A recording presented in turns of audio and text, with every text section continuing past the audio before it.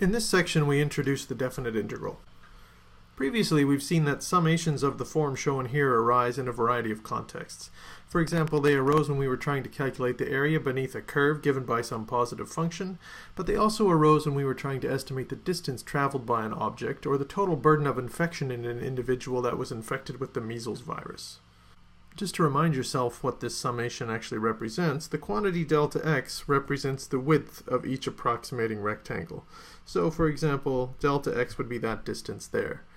And the quantity f evaluated at x1 star is this height of the rectangle, where the height is given at some sample point x1 star. And so the product of those two things gives us the area of this first rectangle, and the summation of all of these rectangles gives us the total area of all of the approximating rectangles. Now, we used this more compact notation in the previous section to represent this summation. This is what's sometimes referred to as sigma notation. And because this type of summation arises very frequently in a variety of different contexts, it's given a special name.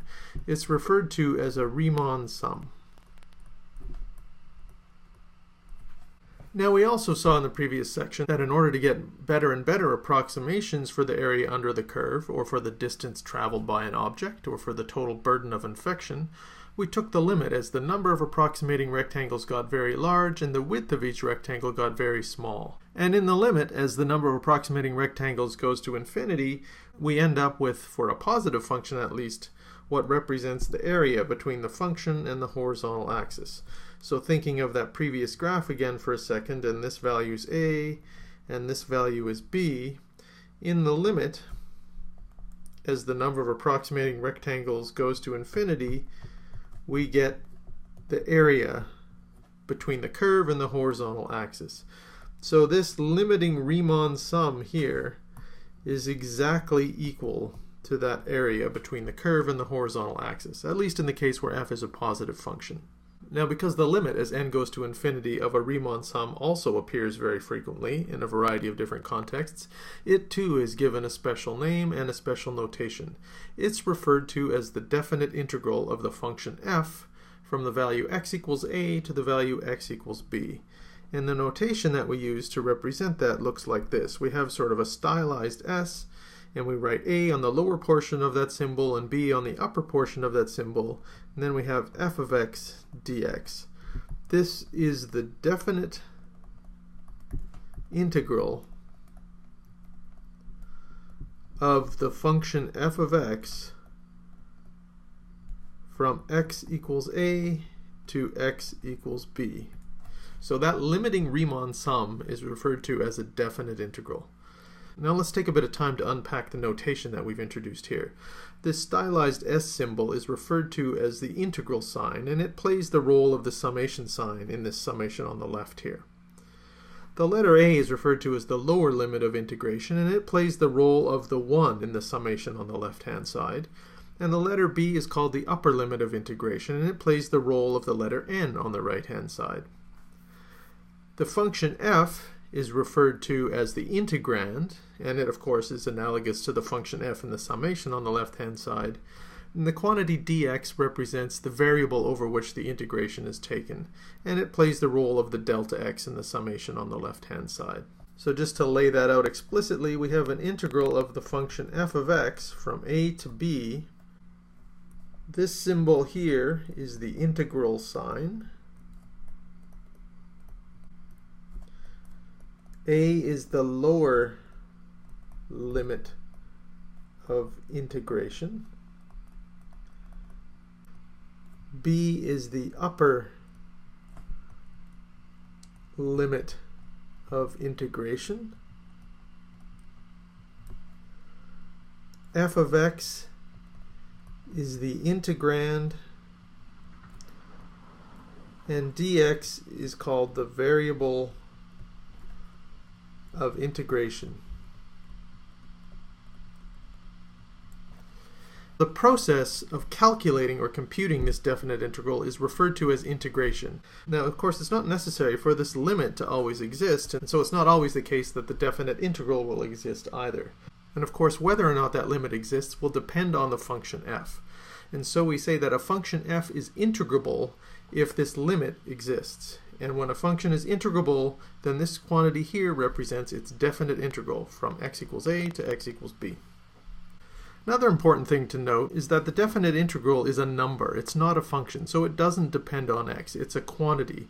And in fact, we could use any letter in place of x without changing the value of the integral.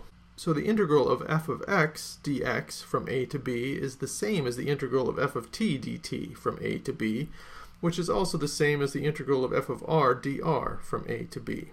Another way to think of that is to refer back to summation. So for example, if we had the sum of I equals 1 to n of some quantity ai, this would of course have exactly the same value if we simply change the index of summation from I to j.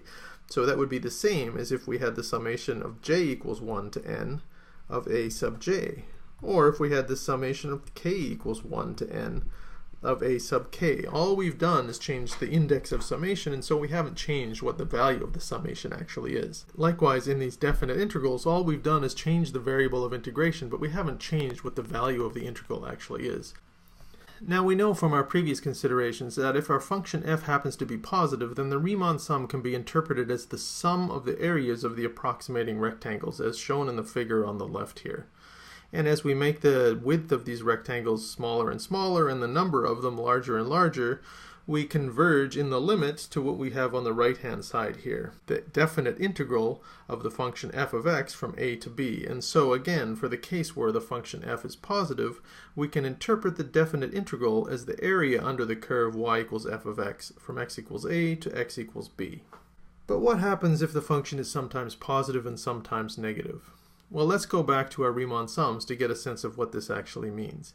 If f takes on both positive and negative values, then the Riemann sum is the sum of the areas of the rectangles that lie above the x-axis minus the sum of the areas of the rectangles that lie below the x-axis. In other words, we can think of the Riemann sum as representing the net area, where we add up all the areas above the x-axis and we subtract all the areas below the x-axis. In a similar way, when we move to the limit and we take the limit as n goes to infinity of the Riemann sum, we get the situation illustrated in the figure here.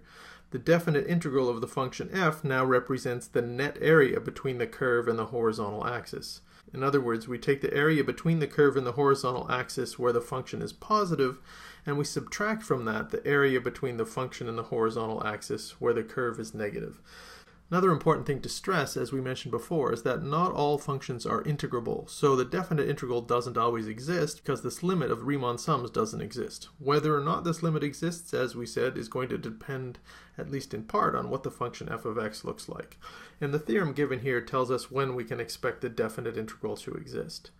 If a function f is continuous on some closed interval a, b, or if it has only a finite number of jump discontinuities, then the function f is integrable on this interval. In other words, the definite integral of f of x dx exists from x equals a to x equals b, provided f is continuous or it has only a finite number of jump discontinuities.